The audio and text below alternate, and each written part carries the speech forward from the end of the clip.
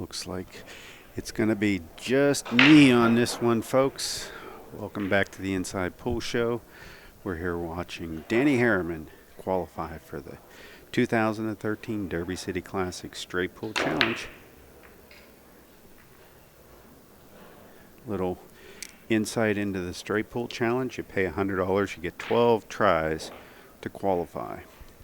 And you take ball in hand, and they take the high run each day and give them a prize. First, second, third get 300, 200, 100. They take the top 8 people, put them into a single elimination tournament. And currently there's about $10,000 in the pot. We have some sponsors: Diamond Billiards, Stu, Mattana. I butcher his name every time. Rich Klein and Simonis Cloth. And they're our sponsors for the Simonis, or for the Straight Pool Challenge.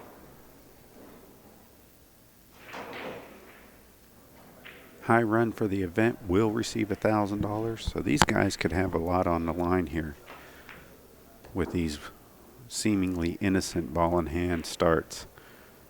He doesn't want that to go. Some pretty great names have won the high run in the past. Danny Harriman, you're looking at him. He won it in 2006 with a high run of a 139. Now this is the first time that this event has been ran on a 10-foot diamond. These tables are fairly new. They were first unveiled at Tunica Southern Classic back in July of 2012. Since then, they've been getting a lot of attention, and the players really like playing on them. About 4.5-inch pockets. 2 balls do not fit into these pockets.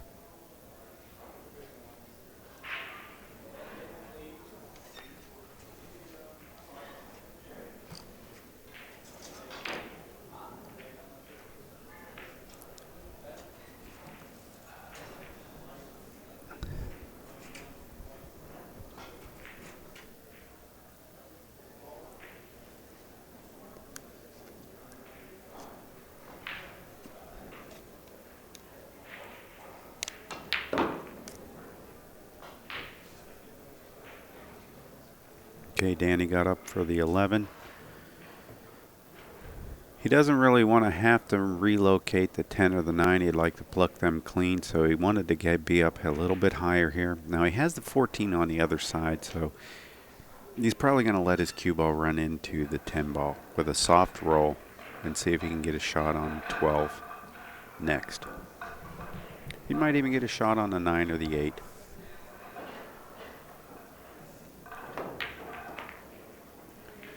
A little bit of a forceful hit. Get it on top of it so that the cue ball didn't go down table. I agree with that.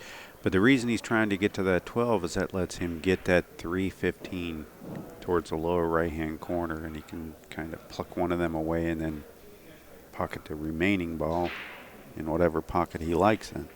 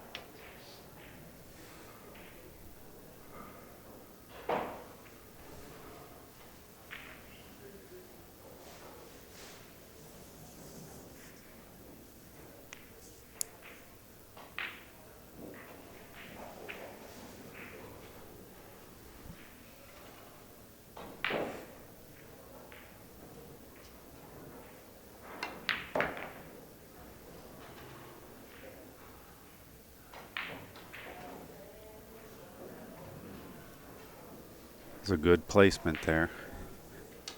Quite a great shot. He risked everything to come in on behind those balls.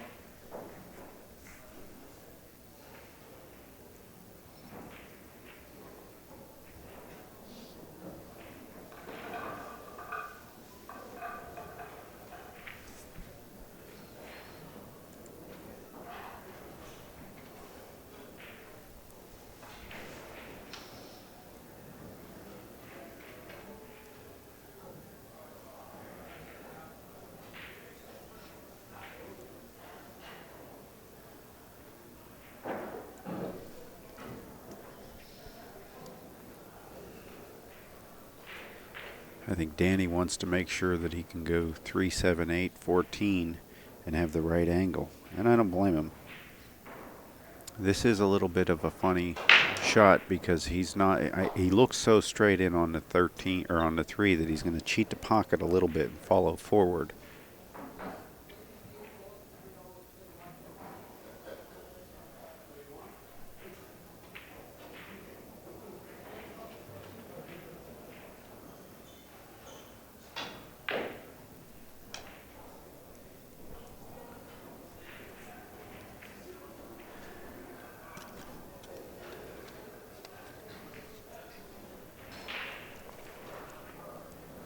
He's contemplating a different pattern, but the 3, 7, 8 is the way to go.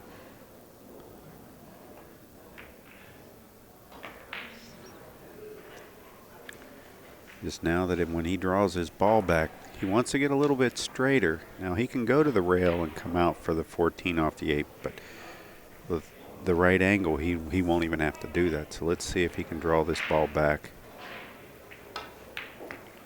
Okay, he's going to go to the rail and come out. That's fine.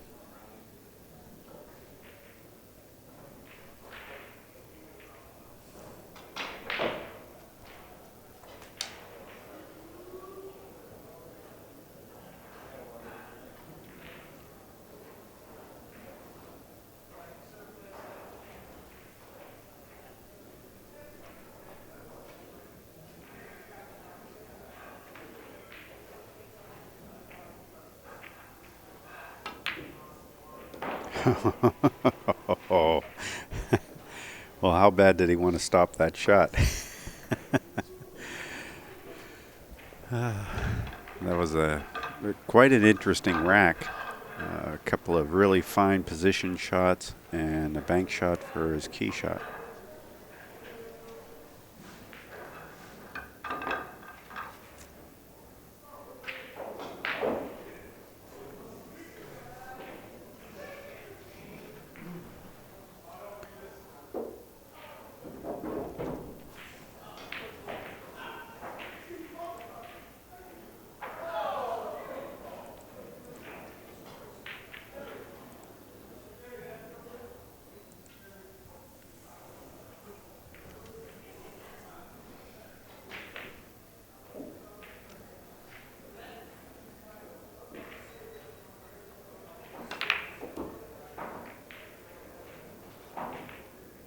Nice touch.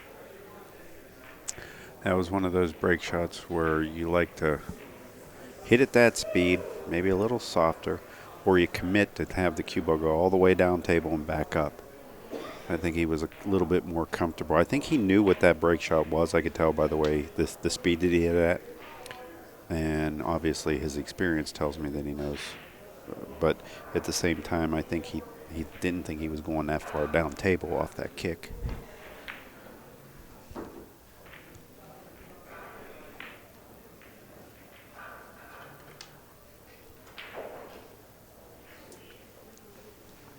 Now he should run this 2 rails. I doubt he's going to run back into these balls because even though it looks like that 5-8 is insurance balls, the angle that he's going to come into those at may let him glance and have the cue ball go back to its same location. He can end up not having shots on any balls after that. So he's probably going to come up top and use the 9 ball to re-break these shots. The only problem is it's pretty much committing his 7 ball as the break shot at that point, because he's going to push all the balls back down table with that secondary break.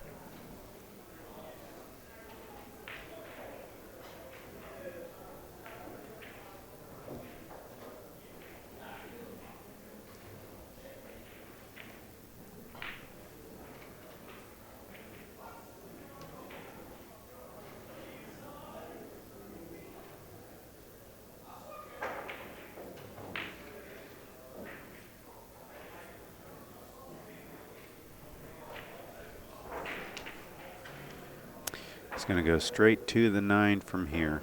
If he's shooting this one, that's what he's doing. So he's pretty much saying that about 90% chance the 7's going to be his break ball.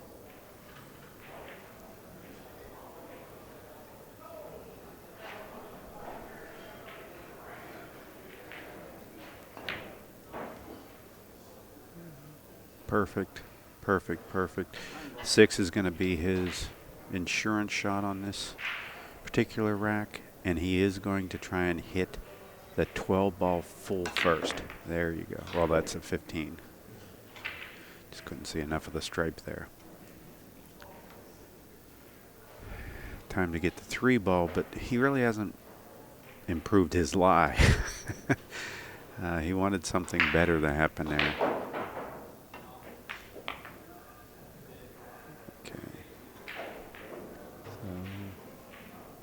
He's eyeing the 7. I don't think that's the right shot. He's going to try and re-break these and use a bottom breaker now. I thought he might use the 2. And even look at this combo for a second, I guess, Danny? No? Okay. I thought he'd used a 2, but there's not a lot of hope there either. He almost has to re-break these shots because they broke and came back together, so...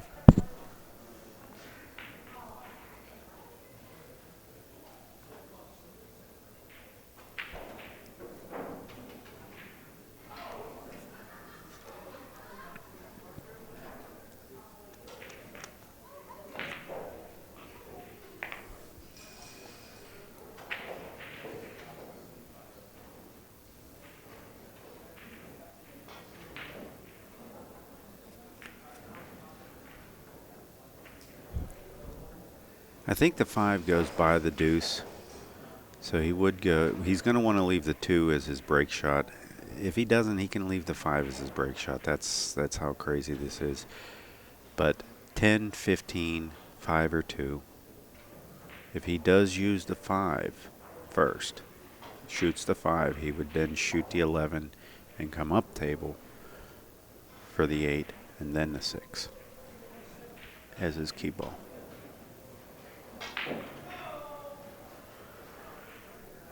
But he should be coming over for this 15 next. He's going to reposition these. Let's see what he's got. I don't know whether I agree with this shot, but I'm going to learn something here.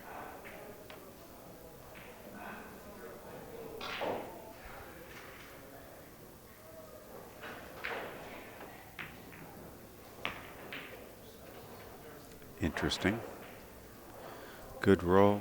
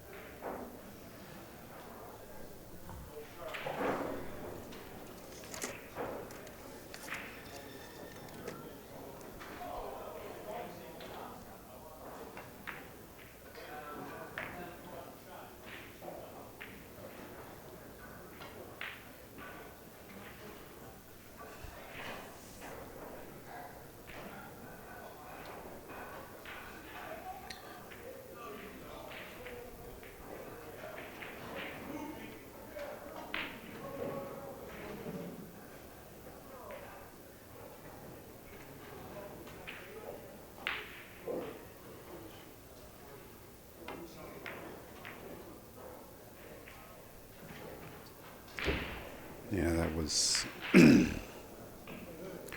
that was falling apart in his hands there, and there was nothing he could do about that. That rack slipped away from him.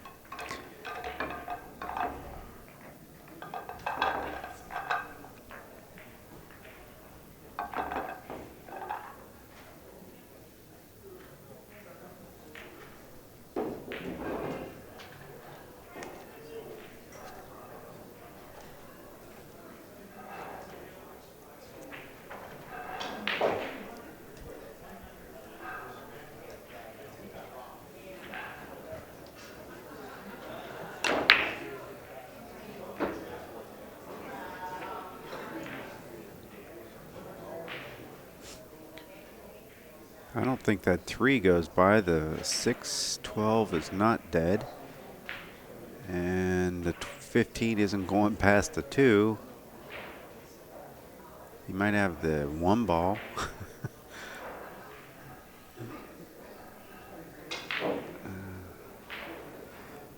And he might have this, what I think is the 13 ball. It's angled right towards us, but yeah, it looks like the 13.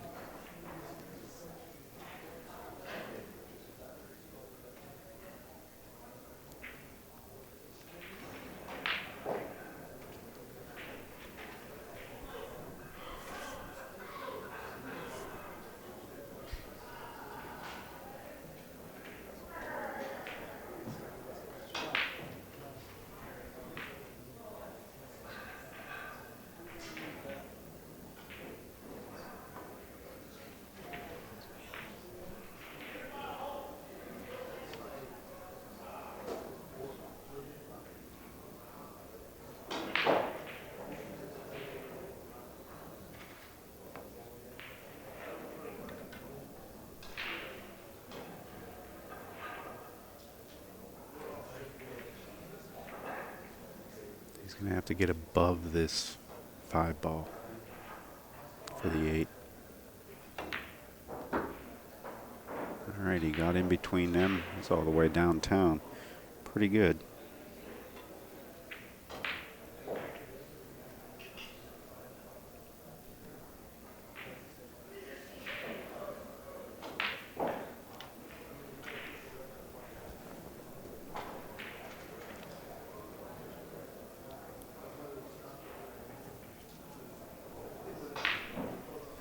Well, logic dictates that you'd like to take the 11 first and then maybe start to look at the 8. Now, that 6, 12 is a little messed up.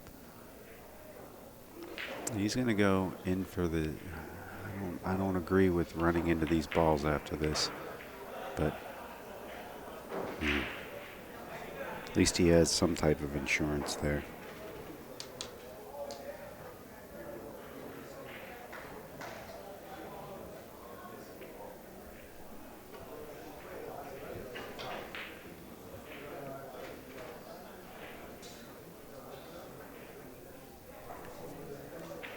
Get on to this 10. Don't know whether he has enough room to make it. I thought he would only have the room for the 1.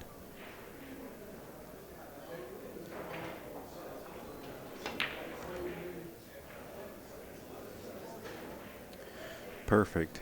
He'll use the 7 to get on this 10. He's going to leave that 6 probably as his break ball. But he may elect, depending on the exact angle that he gets, to go for the 15 after this or the 14. And let's see what he sees. Because some of that just depends on the angle that he gets on this 10 ball.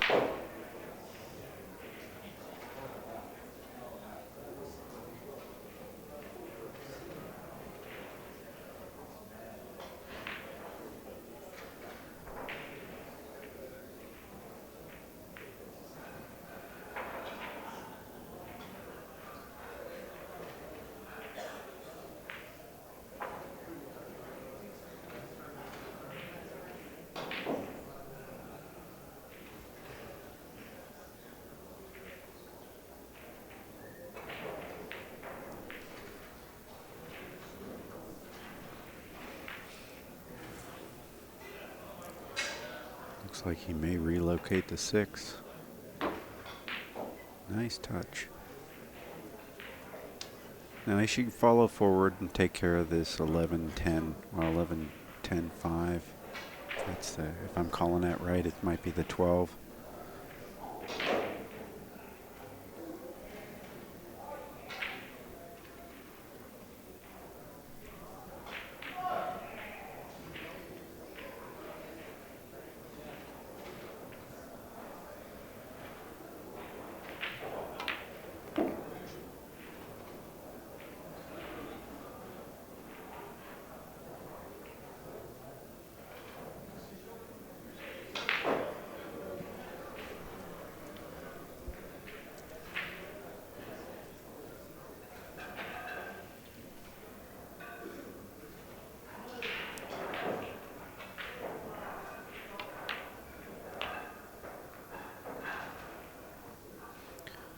Okay, back up between the 8-5 and start on your 3 balls.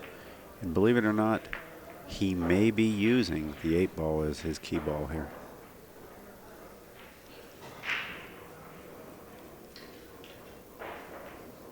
Yep, 10-5, 11, 8, 6. No, 10, 11. He didn't have any angle that at all on that 10.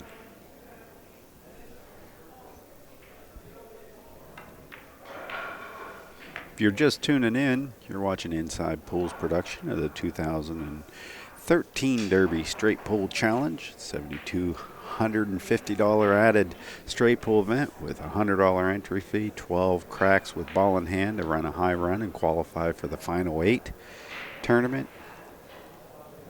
I'm J.R. Calvert with Inside Pool. You're watching Danny Harriman, who right now has just made ball 13 in one of his attempts.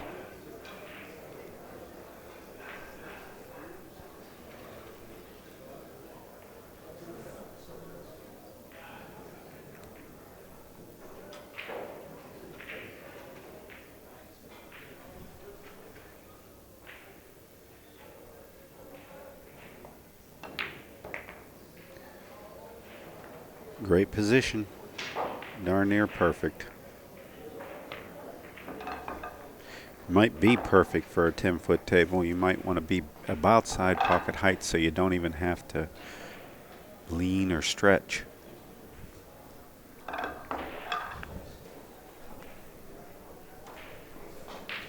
Anybody wanting to know about the Bigfoot 10-ball challenge here? This is the 10-foot table that a lot of the matches will be filmed on. And this is a 10-foot table here. So, but that starts Tuesday morning at 10 o'clock. We'll be giving you coverage on that.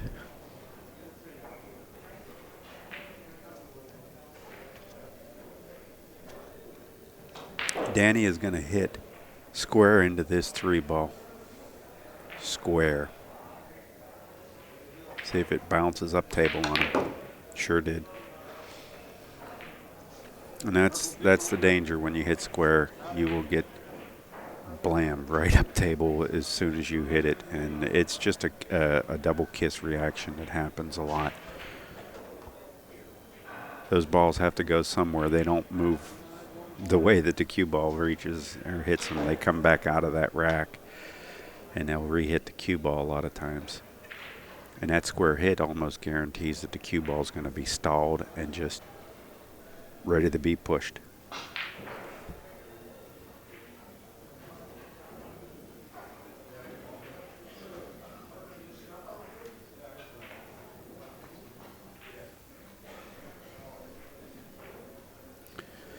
Well, he's got an easy hanger here with this 4-ball or 2-ball. Yeah, 4-ball. Those are actually the colors of the balls too, folks. This is coming to you in true color right now.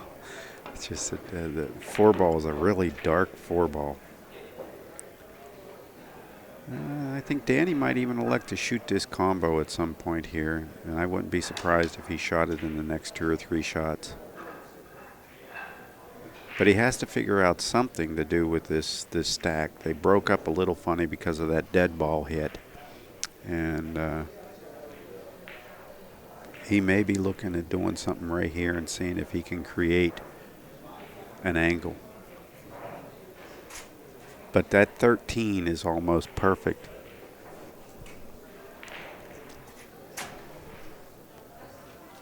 For him to see if he could play that combination and go up for the 13 in the side.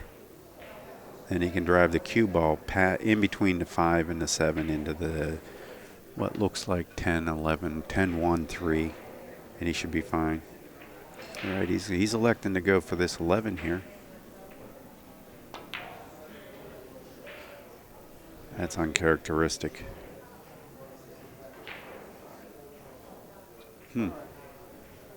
Okay. Next. And if you are looking for the brackets, I think we posted them on our Facebook page. There's a few links in our chat right now. I may make a bracket a little bit later so that we can have that posted, and we'll put a PDF link at the top of our chat. So it's just a single elimination tournament, 32 players. We'll probably do it for both the straight pool and for the 10-ball.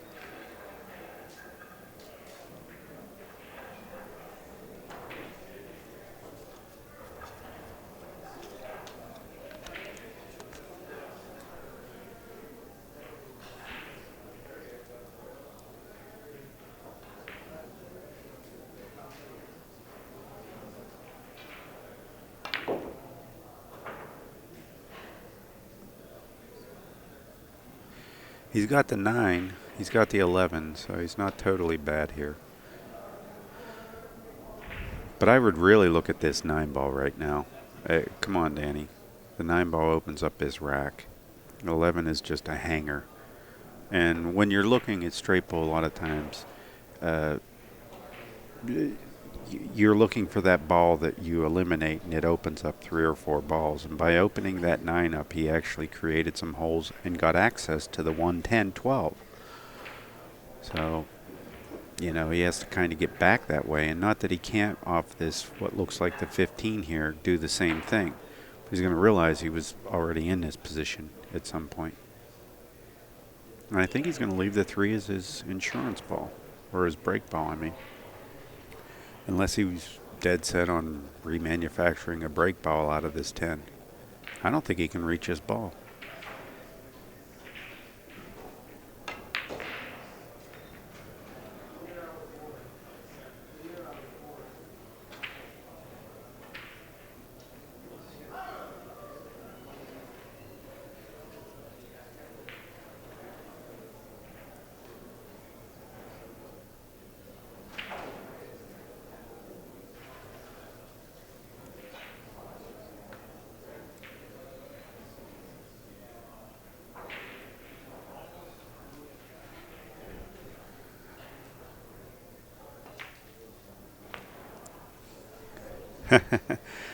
Somebody says that Potluck 72 saying I'm showing my age with True Color.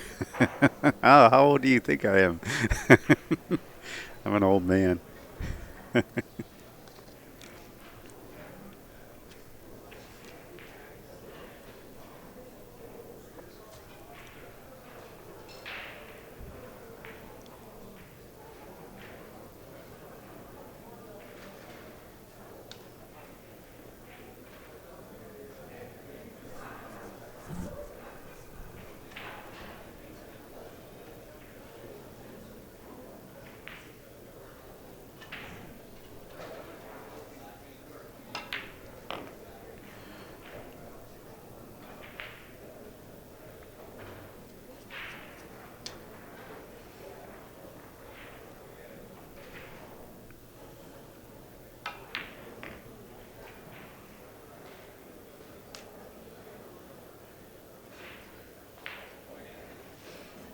Well, Danny's looking to manufacture a break shot out of the 12. He's looking to...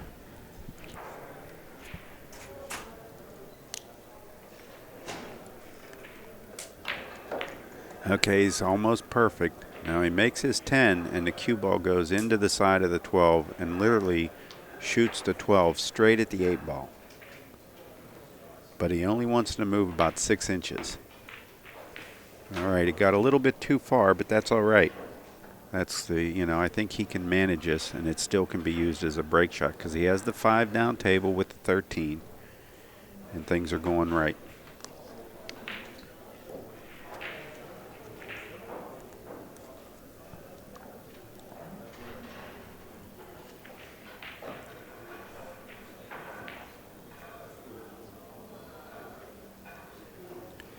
If he does end up doing this, I think he's going to use the 4, use the 15, and the 12 that he just pushed over there is going to be his break shot.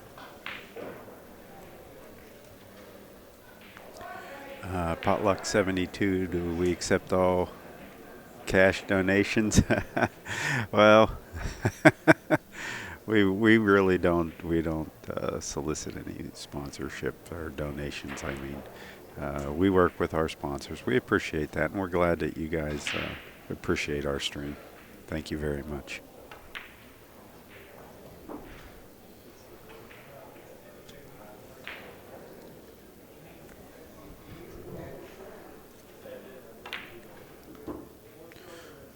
Okay, perfect, perfect. Now he can use either of these 2 balls as his break ball, but I really think that the higher ball is his break shot, and he's going to run 2 rails around it.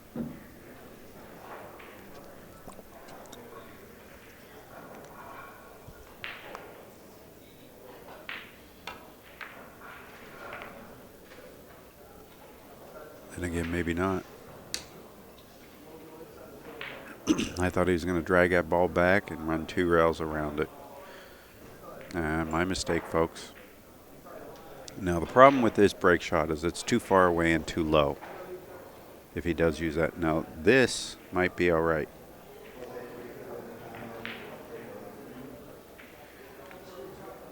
He can go straight down and back up like this. Get up, air ball.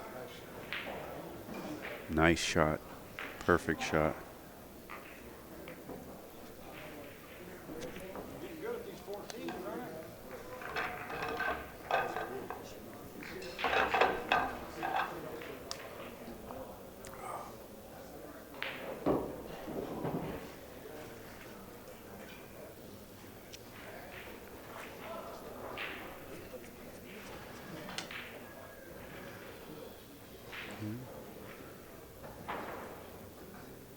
This is a pure high Q break shot. He's going to hit this and go straight through the rack.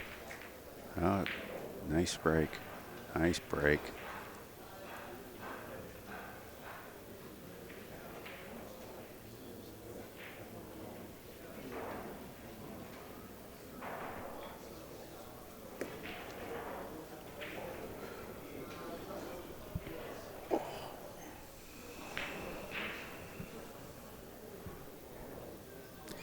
I think he's trying to go for this 6. Now the thing with the 6, oh, he's gonna clear the 1 right away. The thing with this 6 is it has to be pretty much in control when he does take it out, because there's so many balls on the other side. And when they got that 6, 7, 8 inch gap in between them, and you start moving them, you're almost guaranteeing that you're going to cluster them back up. So that's why you hear all the old timers say, "Oh, never touch a ball, never touch a ball." Yeah. Not only do you lose control, but you pretty much almost guarantee that you're going to start to have something funny happen.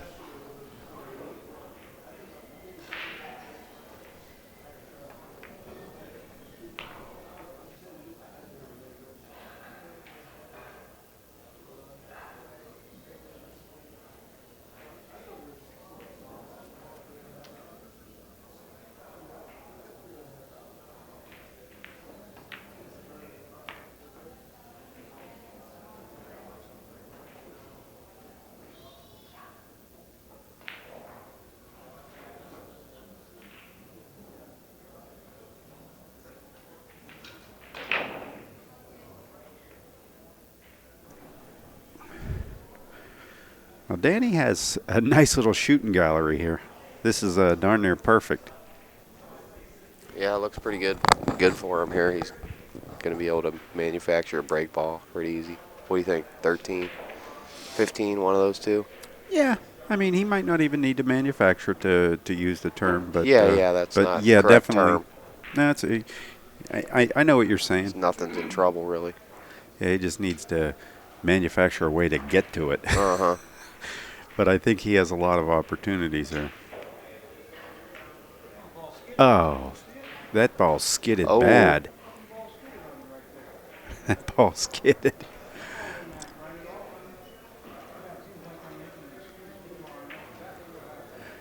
Well, you know he's going to talk to somebody.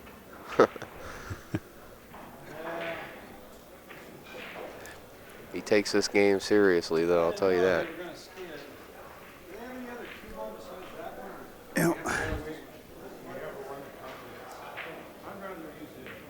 He's asking for a different cue ball than the measle ball. Wow. Super choppy. Let's try to adjust that. No? We'll wait? Okay. No, it's a lot of these people. I've done it midstream. It seems to be okay.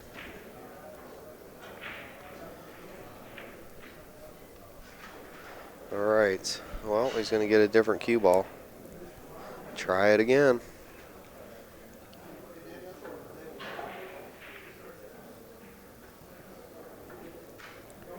Charles, 1956, you're asking where Alvin is. He's coming here. He'll be here. Don't worry. He's going to show up. Time to make the donuts. He just passed himself going out the door for going home for the day. It feels like that sometimes.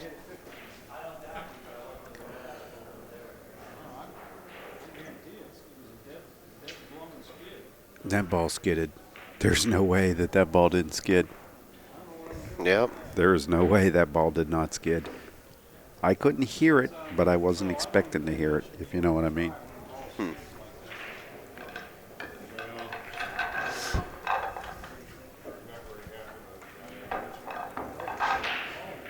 Let's see what Dana says. Dana, are you guys going to let Danny shoot with another cue ball, or is he going to have to shoot with a measles? Measles. No. Didn't have it today. Gotcha. Well, you heard that there, folks. Dana Stevenson saying tomorrow we will have the option for the players to choose their cue ball. Nice. So, as long as it's the same throughout the day, I don't think anybody can complain.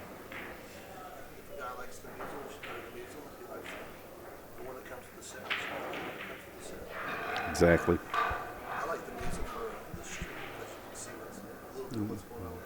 Sure. It's a nice TV ball. It's the only part of the TV balls that we like, because the TV set balls they don't have the right colors and they confuse you. We don't need it with HD. We don't really need it. All we need is the light that we have, and the 2-ball not to look like the 4-ball in real life. Exactly. It's nice having a pink, though, just a nice ball. I can live without a pink. I can live without it. I like a green. I like a green better than a pink. Give me the green. I'll get the pink. All right, there you go. Ah, that was close. He That's likes my that. one. That's That my break one shot. worry about that break shot is. But he hits it really well. Look at that.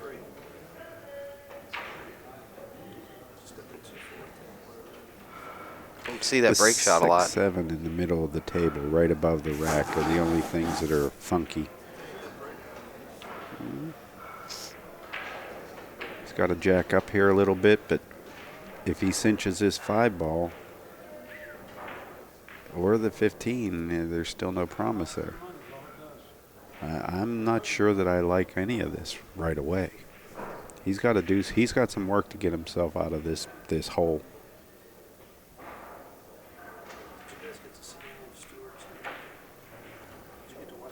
No, we did not get to watch Stuart Petman play. How did he hit him? 100 on the nose, and then he quit, or did he miss? He had a short straight-in shot. He took a long shot, trying to open some things up. Springfield, Missouri. We'd all applauded for his broke the floor. Yeah.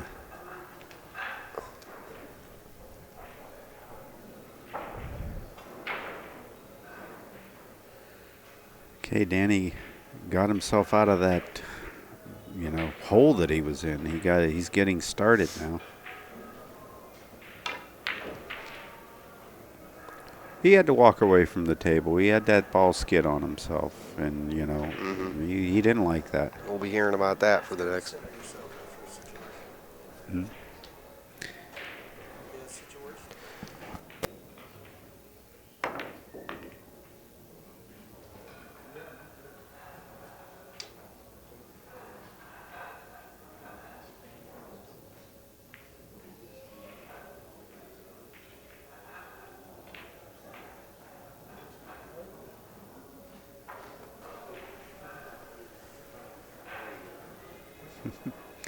We got Dana Stevenson mic'd up here, folks. Hello. He came by the booth, and he didn't realize that Alvin was going to put the headsets on him. Sucker. Right.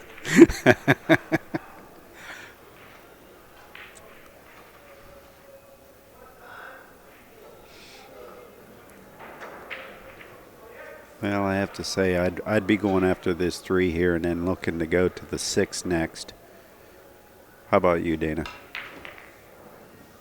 Yeah, nice little spin on that ball. If you get close to the ball and you get off any, it's bad. I don't know if you need to get that close.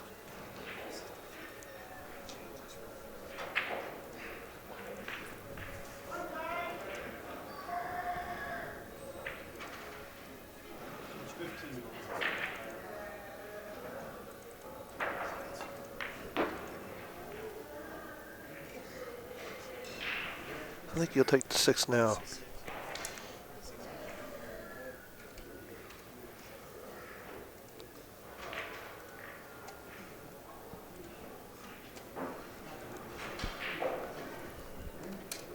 He wanted to open up that corner pocket before he went up there for that. Open your pockets, clean out your rails early. Yeah, I agree. I've seen a lot of guys leaving a ball or two on the rail to the end, and it's killing them on this 10-footer. They can't compensate like they can on a 9. Well, we were talking about that this morning when Max and I were doing some commentary, is that it might have been me and Danny, is that you have to adhere to the rules on these 10-footers. You can't go willy-nilly. You can ignore some of the rules on a 9-footer and let the balls to last that you should have cleared out first. Right. And you can get away with some of it because the balls will go in. Not on a 10-footer. Those rules were originally created by the guys that played on the 10-footer and got handed down to the guys that played on the 9-footers. And You now have to break them sometimes, but if you break them continually, you will pay. Yeah, it's, it's just percentages. It's playing the percentages.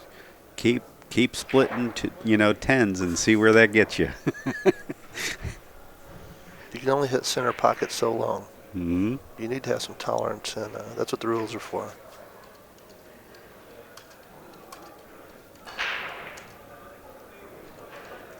Well, he's cutting this 8-ball fairly thin. I'm not sure I like this. And then he's colliding. If you start colliding late, a lot of times it doesn't work out for you. Yeah, a lot of times they start to use that, well, then you ran into the ball, and that's when it all went to hell in a handbasket. Yeah, I've been there myself many times. Oh, yeah. Yeah. It all started to unravel on me when We were talking about Stewart's run earlier. Mm-hmm.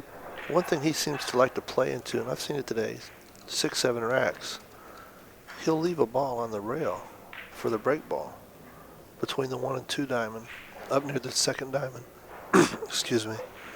And cue ball in the middle of the table, fires the ball down the rail, comes off into the side of the stack. He plays for that constantly. And, all right. That's what he did for the last track to get to 98. 98, and he made the break ball, and his get on the 100 was a combo from one end of the table to the other end. Wow. Pretty awesome run.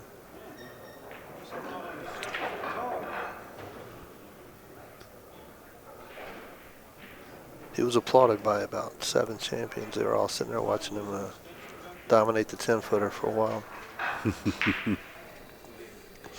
Well, Danny has to really reach for this one. This is not what he wanted for ball 14. We're back to the bridge, I believe. Yeah.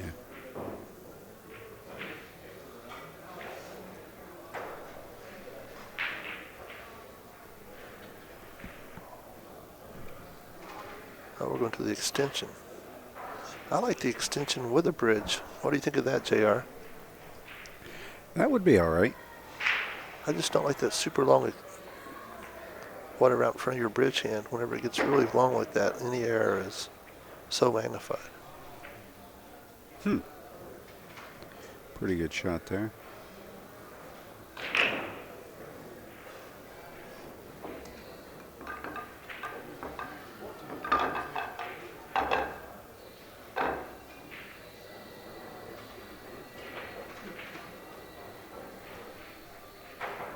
Now, what is this gentleman's name that's helping out right now?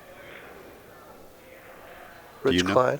Rich. That's Rich Klein? Okay. Yeah, he's one of our sponsors even.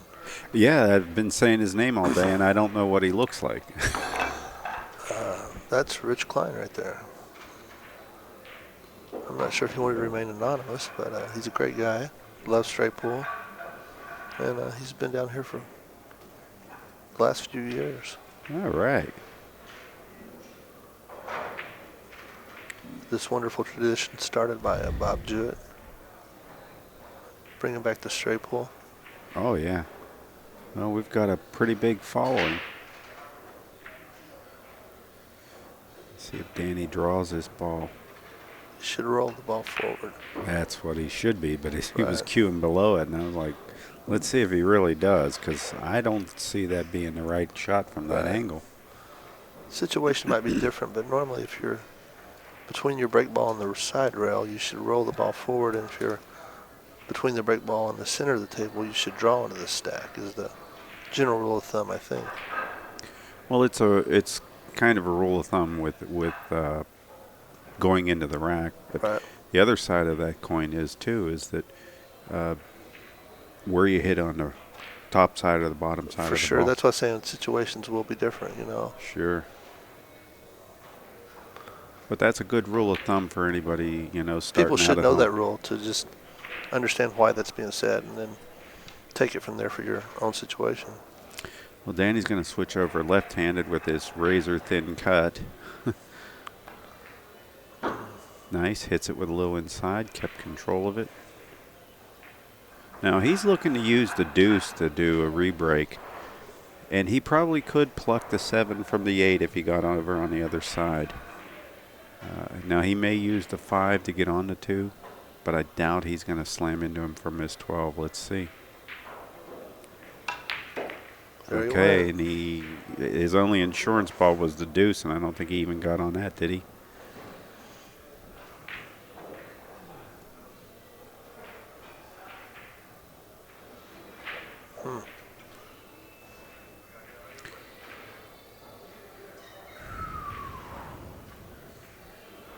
Well, it looks like there's enough room to slice it in there, but I think he's going to be a hair thin.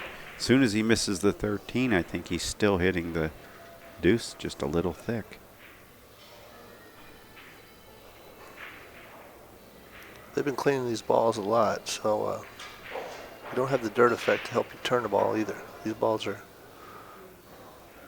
crispy clean, you know. Mm-hmm. Nice shot. Gets a little bit of a kiss there. Kept him from going down table pretty far. That's one of those shots where you just make up your mind and you say, yeah, I can miss the 13 and I'll just concentrate on making a 2. Right. Straight stroke. Yeah. Line it up and just stroke. You gotta let it happen. Steer too much on this table, you're gonna be in trouble. Yeah. Well, he should be getting the 7 ball after he gets this ball, which looks like the 10 or the 14. I can't tell because there's not enough of it.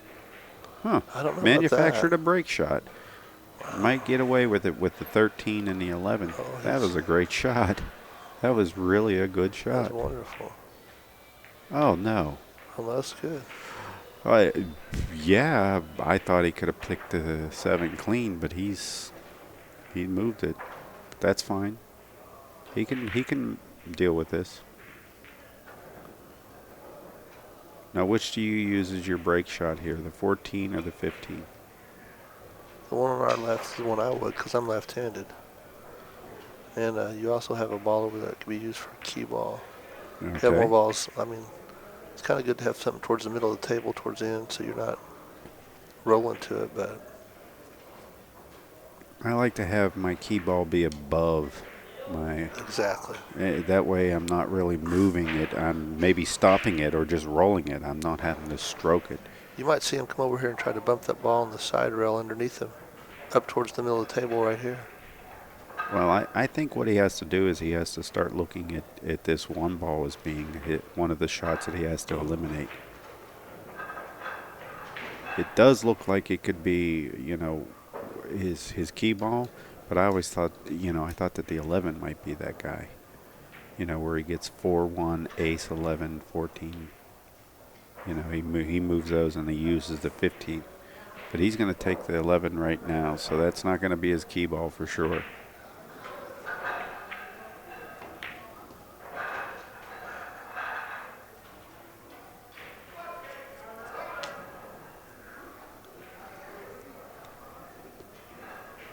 I think his key ball will be the ball over here on the side rail to the right. I'm wrong again. And one thing I've noticed about these guys, when they start getting out of pattern, getting out of running untraditional, so to speak, they're doing whatever they can to recover. So I stopped trying to predict what they should be doing, and I sit and watch the recovery. And I think that's what we're actually witnessing here with Danny is he's stroking some balls in the hole and just trying to, get back in line. He knows he's got enough ammunition out Sure. there that it doesn't matter. So You can always use it. Usually you can use any break ball for a key ball to go to another break ball. If you have 2 break balls at the end, you're probably going to be okay.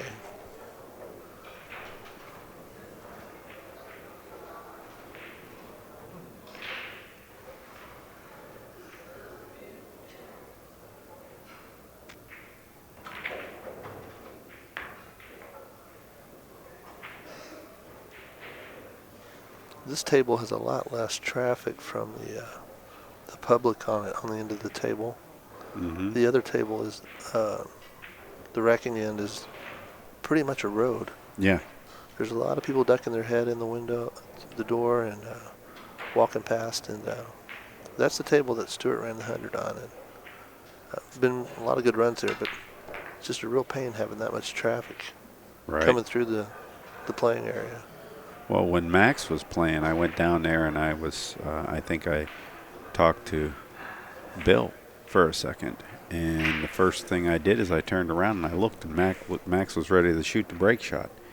And I was in the center between the 2 tables, and I froze because this is the last thing I want to do is shark Max on his break shot. Sure. And that's just uncharacteristic that you get that. But now you turn around and on the other table, it's night and day. There's always somebody poking their head in and some activity. Yeah, Rich is sitting in that doorway, and it's really helping a lot for.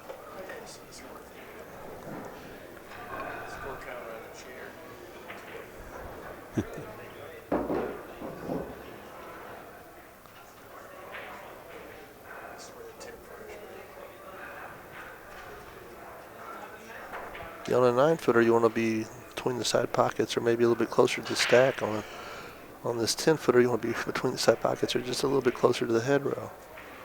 Mm-hmm.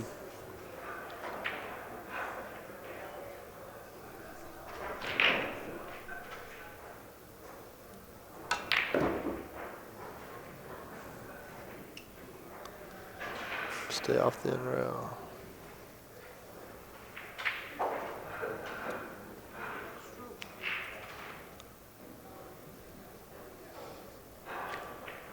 Well, if he can get to the 3 and get it out of the way, the 5, I think, is a perfect re-break shot. So just shoot that, come 2 rails around back to the center of the table, or come over to the side rail and then work your way back to the center of the table? I like the 7 coming from downtown like that. I like the 7 to get control of things, and I might use the 3 or even the 10 to get above back into the center of the table. Depends on, what kind of angle I have and how I feel.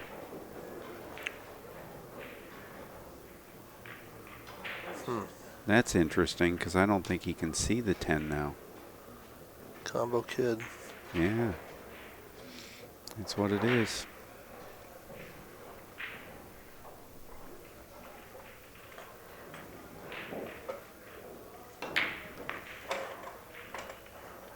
Springfield rifle. Well, he can cut the 3 in, but I think that's about all he really wants to do at this point. He doesn't want to mess with that 5 in the side. Combo is definitely not anybody's idea of an easy combo. He might bump them balls even.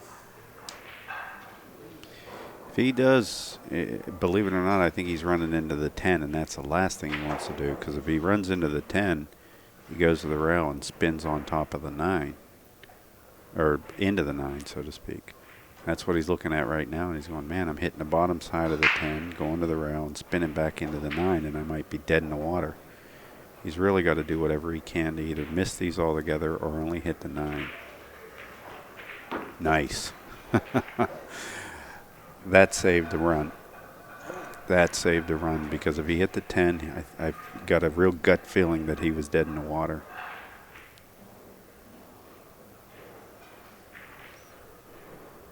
He's not out of it yet. He's got the 10 to get on top of the 3, or the 5, I mean. No real good re-break ball other than the 5 and the 8.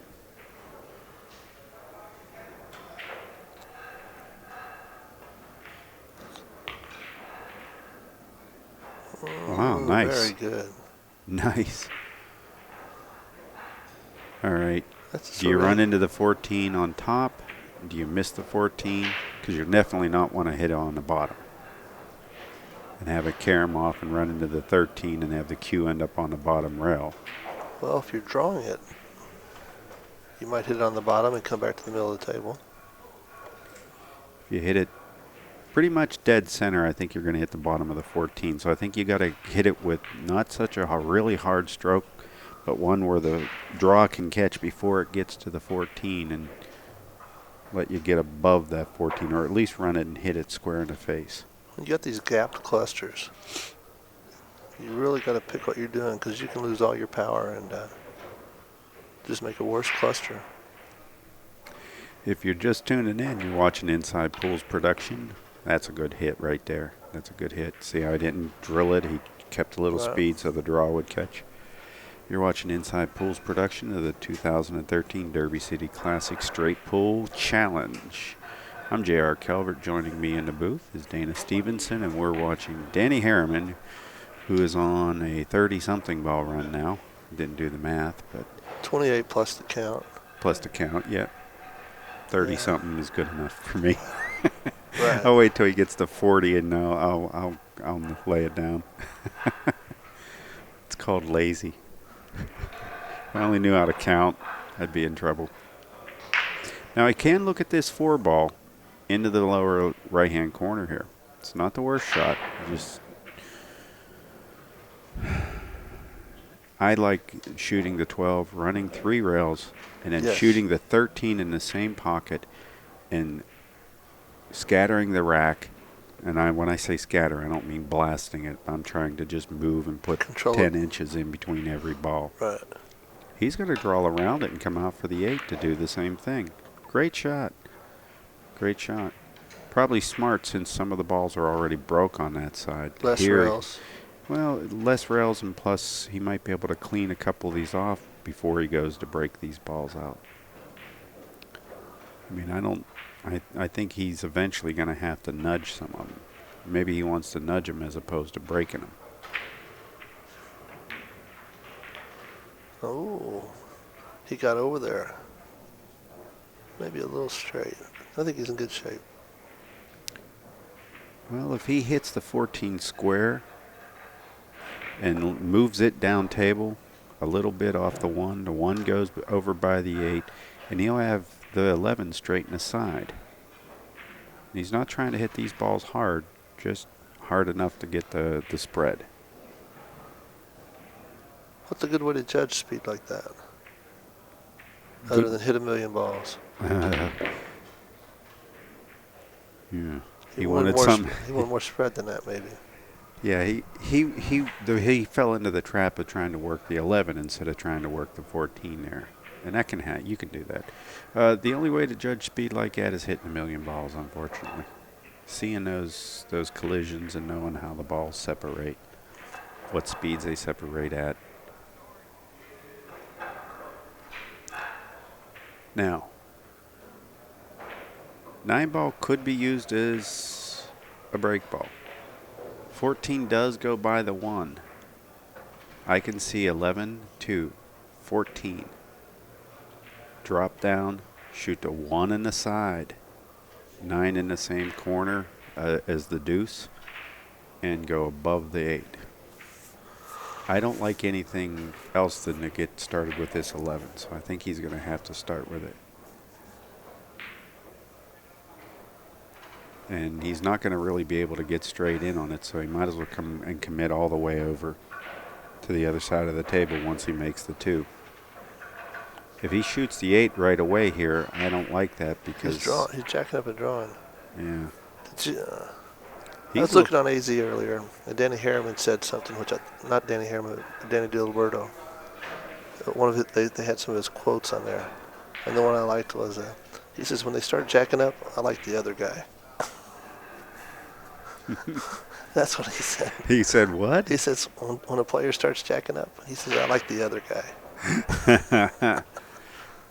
I think he did exactly what I said. He rolled and cinched, got his angle on the deuce. He knows he can't get any straighter. You just get farther away if you'd have hit it harder, right? Right. Danny D comes with some good ones.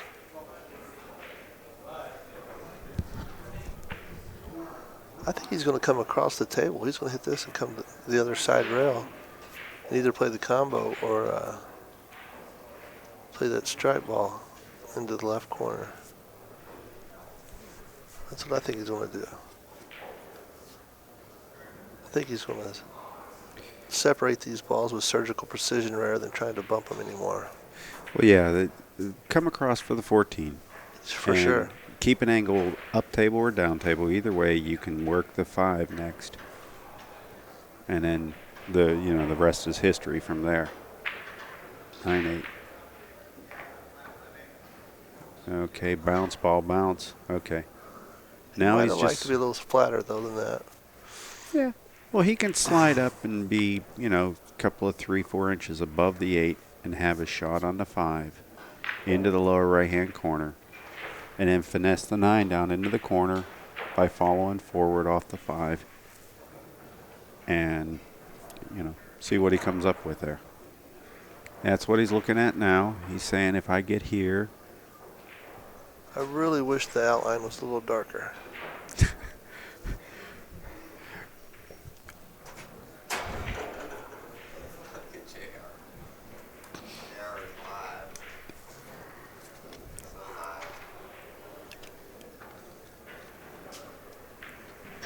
Wake up, Dana. Just joking. Dana, he's on it. Hey, I'm running on 3.5 hours sleep. I'm doing pretty good. You're not doing bad. Especially if all he did was come back here to take a rest and you threw the headsets on him. He did give me a chicken dinner. You bastard. Yeah. Oh, that's right. You did. Thank Right. you. Got to take care of the good guys.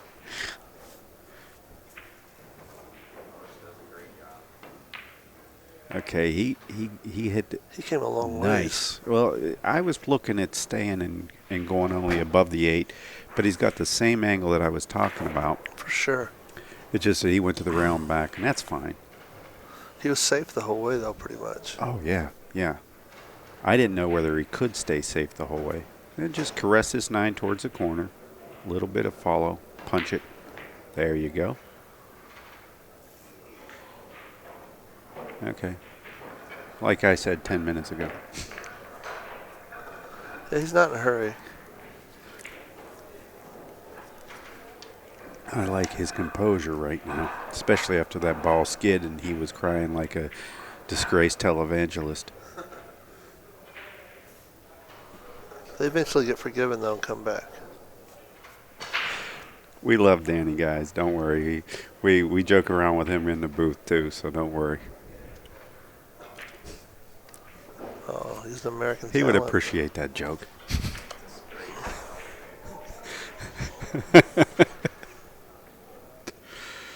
You got to be older than 18 to understand these jokes. I don't think you'd be saying that if you were in Oklahoma, though. If you know what I'm saying. Yeah, basically. All right. Let's see who else I can offend today.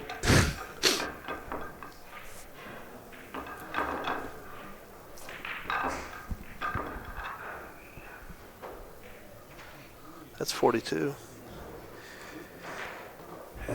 And I think I like his angle quite a bit because I'm left-handed, you're left-handed, but he's right-handed. And he still shoots left-handed, but I think he's going to break this right-handed.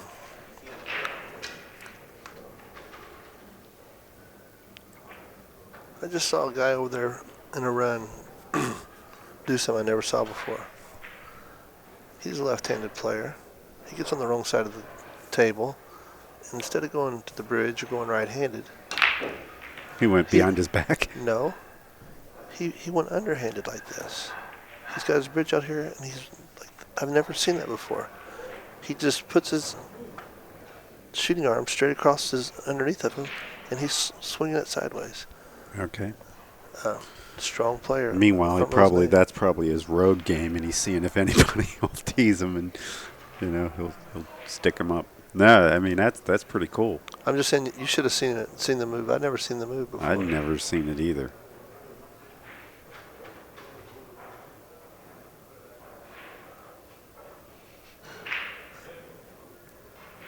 I'm not sure I explained it very well, but I illustrated it to JR. So I remember one time I used to practice with a bridge. Now, Corey Deuel practices this way, but I used to do it too when I was younger, and then I'd lengthen the bridge out, and I could use the bridge at any point.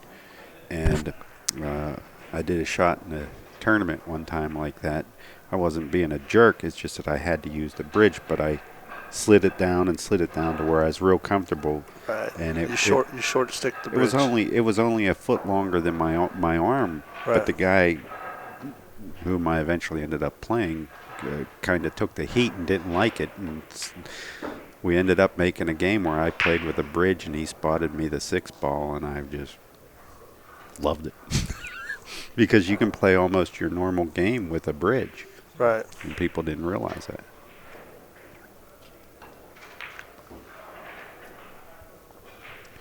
Even when you want to jack up, flip, do your thing. What do you think about 2 bridges at a time? I saw that earlier today on this table. Well, it's real common in straight pull because there's times when you got to get inside the rack and you got to get jacked up and you can't touch a ball, and The thing the guy did was the upper bridge, Mm-hmm. he extended it a good foot past the lower bridge that he put on the highway. So he had it tilted up high. So it was really in the air and he's out there. Right, so he could get across the stack. And I says, wow. Pretty cool, huh? But if you're going to do that, you got to hold the 2 bridge butts stiffly in the back so it gets very stable. Put all your weight on it. Right. Oh, that's cool. I've seen some guys do that. Actually, I think the guy that I saw do that the first time was Ernesto Dominguez, whom plays really good one-handed and all kinds of other ways, Right. But you don't see that too often where you see that really elevated second bridge.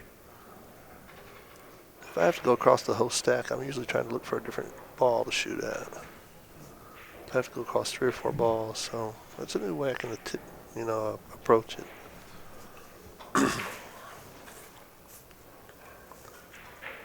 Well, I think he might only have the 6-ball here and the 11. Of course, the 13 down the other way, but I think he's going to want to come around and get on that ball a little closer than what he is now, especially with a funky bridge that he would have.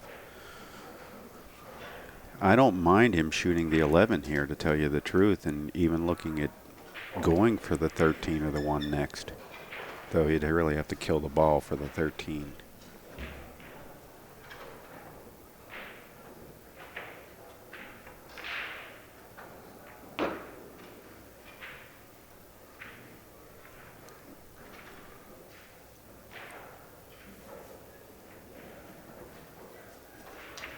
When the best players play, they take the balls off so that the clumps all disappear, and it just naturally disappears. And when great shooters that aren't great straight pull players play, they leave clumps till late or hard shots till late, and just subtle differences in the way they select the balls make such a major difference into the effort. And as that run gets longer, you get tired. The players get tired. That slight difference in effort really breaks the run down. A couple of things I always taught people is look for straight-in shots and look for taking 1 or 2 balls away that open up the whole rack. For sure. And that improves your chances of running out because it's less work and it won't be as hard for you to go from problem to problem to problem, because that's not only mentally but physically exhausting. What balls make this table look bad? What balls make this table look bad? How could I get them off? Right, exactly. And then you go back to your set of rules. Any ball that's blocking another ball, or any ball that's on the rail, and any ball that's Right. below the rack area and on the second diamond. And you still got to stay focused and make every ball. Mm-hmm. Good fundamentals. I agree. I concur, Dr. Stevenson.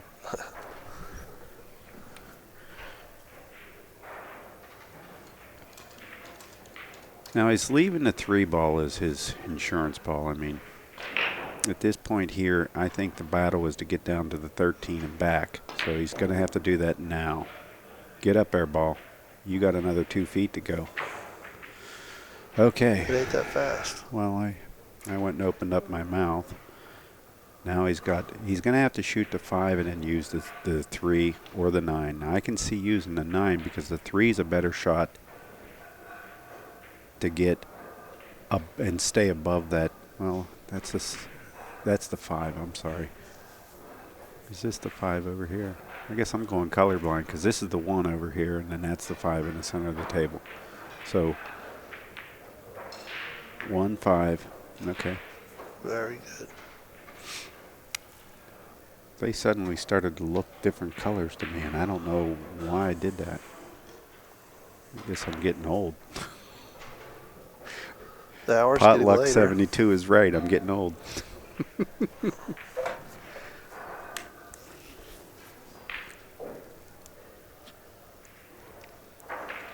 Now, do you zigzag onto the 9, or do you try and go 1 rail and then wrap up around 2 rails on the 3? Because you're not going to get straight in off the 13 to the 9. I think he's looking at where he wants to be. I think he's just going to the end rail, and he's going to float up, hit there by the 3 diamond coming up off the. Just come out a little bit. It's going to play a real slight 2-railer. You think he's going to zigzag? I think he's No, saying he wants to go 1 rail. Like that. Well, he's going to go 1 rail, right? And then wrap around the 3, 2 rails around the 3 and get above it for your classic I'm thinking break. he's going to leave that ball up table for his last ball. You think? Yes. I can see that. I think it's open enough, you know. I think it's the Either more one's natural way to good. do it. I think he's going to shoot this ball. Just do a real slight 2-railer, go to the end rail, barely bump the side rail, and get in the middle. He's going to draw back. And he's going to try to be straight off the break ball. 1 diamond above the side pockets at the end.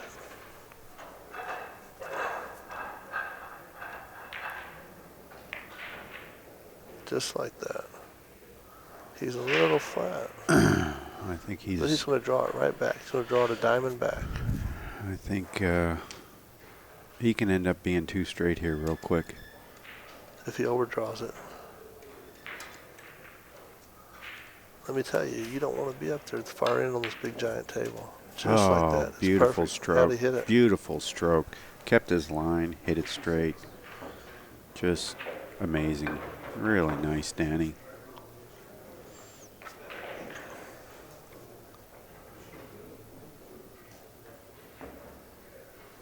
One thing these champions do, is they make a plan and they commit to it. When they don't change their plan while they're setting up. If they change their plan, they're getting up and they're starting over. And a lot of amateurs, we don't do that.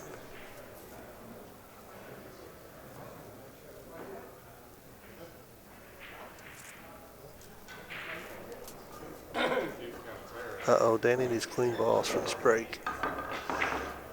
56, right? I believe so. Getting close to the money. You got to have a 78 or I think a 77 or 78 to get the money today for the high run. Excellent. Try and keep an update on the score on Max Eberly, who's down on table 2, who just made a really nice break shot.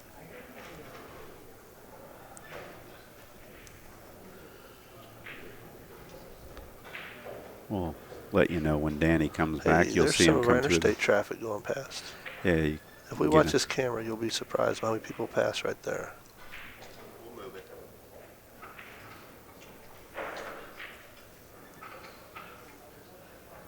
I like the pace that Max plays at. Max knows a 10-footer. He recently ran a 99 on video on a 10-footer. Yeah, I think he did.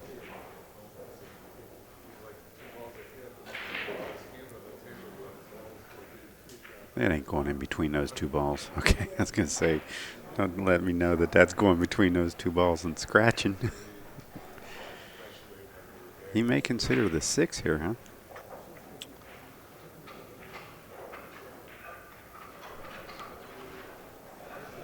It's like you're a precog. Right. Will he go over for the deuce next? That's the big question. Deuce or 9? Here comes Mr. Harriman. In case anybody wants to know, commentating with me is the legendary Dana Stevenson. What exactly would you say is your position / contribution to this event? Well, Bob was at Executive West, contributing $10,000 a year to get this thing started, and I saw him there.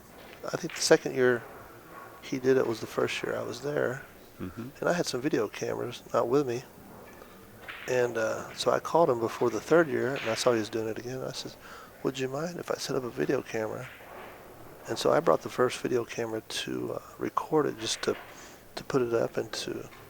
So we're cutting in on your action. You guys have really taken over, and I've been wanting to talk to you about that.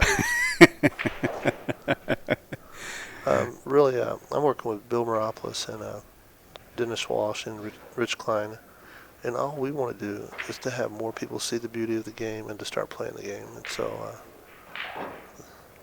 trying to support what Bob started, what Diamond supports so strongly, which is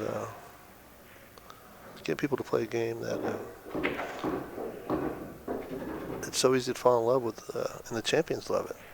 You know, it's a game a lot of them practice by themselves, because you can really play by yourself and actually have a competitive situation with your prior high runs or something.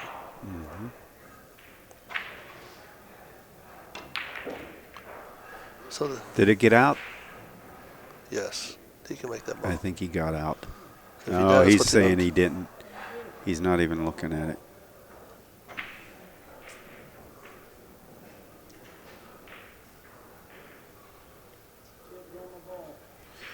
Now, just to go back and let's examine where the problem started. When you were saying shoot to 9 and I was saying shoot to 13, I was guaranteeing that I would have an angle that would not do this. When you said shoot to 9 and go down into this corner, you created a flat shot on the 13 that let him. He got stuck with what he got stuck with, is the best way to say Can it. I tell you something? Mm-hmm. Danny cannot hear me from here. Danny created what he got. No. You were saying, "Oh, I like that," and I'm like, I don't like that. Let me tell you, I liked his break shot. I thought he just hit it too soft. I think he The had balls were clean, a and I flat think he break babied shot. it. I think he had a flat break shot. But I think he wanted to be closer and with a little bit more angle, is the best way to say it. I believe Nils Feischen would have fired that thing, drew it all the way to the end rail, and loved that exact angle. So it's just different strokes for different people. And, yeah, but what I'm saying is we were talking earlier about technique. When I chose the shot, and I was talking about the shot, the reason I was going back to that is I was guaranteeing that I knew that I would have an angle on the break shot that by going that route, and I was surprised that he shot the further away shot that put him in trouble almost. just to let you people know, JR is a member of the 200-plus ball running club, and I'm the sub-40 ball running club. So you can listen to whoever you want to listen to in this conversation. Look at this shot. Oh, what a great attempt. But Mr. Harriman's 59, done for the night. He's done for the night. He is done for the night. Unfortunate, just unfortunate. I mean, he could have hit it and slammed it in the hole. But like we said, I mean, it'd be like kind of saying, I don't want to shoot this foul shot. I want to go to the top of the key and shoot this foul shot. He made it just a little bit further away and made it a little bit just harder. I think he took a little bit off the pace, and that's what got him stuck to that rack. That's just me. Another thing is he took a break. And sometimes when you take a break, it steadies your nerves, and sometimes it takes you out of rhythm. Yeah. So you get those clean balls, and you don't want to hit them too hard because they're going everywhere. You know what I mean? Yeah. Another good rule of thumb to think about for players out there Mm-hmm. is when you break the balls, you really don't want more than 1 or 2 balls above the side pockets and really not above the diamond past the side pockets. You do not want balls to go up table if you can avoid it. You should stay a diamond above the side pockets and below. If you can keep your straight pull game there, you're going to run a lot more balls. That's a good point. Most people don't realize how opening up the real estate means that they pretty much have to ensure that they have a series of balls that move in one direction, where the cue ball moves in one direction, or they have to make one shot where it moves a long direction Right. by having those balls on the bottom side of the table or below the head string, so to speak. Yeah. That's it's dangerous. You do not want to splatter the balls. You want to open the balls. And it doesn't take a lot of power to get the balls to open. You just got to hit them on a good place. You can't glance off of them. You got to hit them solid with a nice speed. And you know, all you have to do is get into a safety battle once or twice and hit the ball a little bit too much, and suddenly there's 3 balls out of the rack already, and you were just trying to nick it. Right. And then if somebody's played safe on you, every ball that's out is a threat, and you have to worry about that ball. So when you're playing safe, you want to create threats that your opponent's going to have a problem with, but they can quickly be turned around and threaten you, so. All right. I'm just saying, I think Max is done.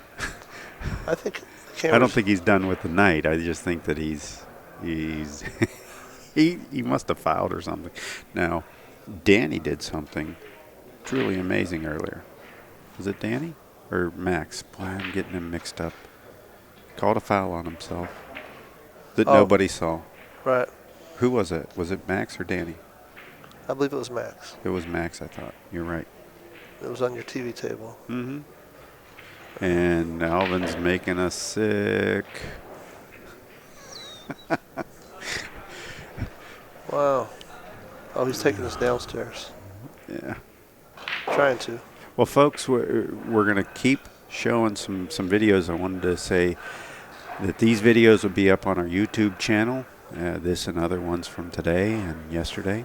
I want to thank the sponsors of the 2013 Straight Pools Challenge, Diamond Billiards, Stu, Mattana, Rich Klein, Simonis Cloth, Kamui Chalk and Tips, OBQs, the Bank Shot Calculator, and I want to thank Bill Maropoulos, Dennis Walsh, and Dana Stevenson for sitting in and not only commentating with us, but helping run this whole event throughout the week.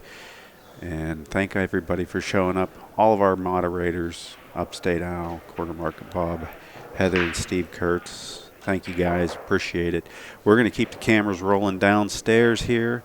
You'll have that probably throughout the night, as if I was to say. You can see a little bit of the one-handed, one-pocket action. And next week they'll be playing on 1 foot in some other portion.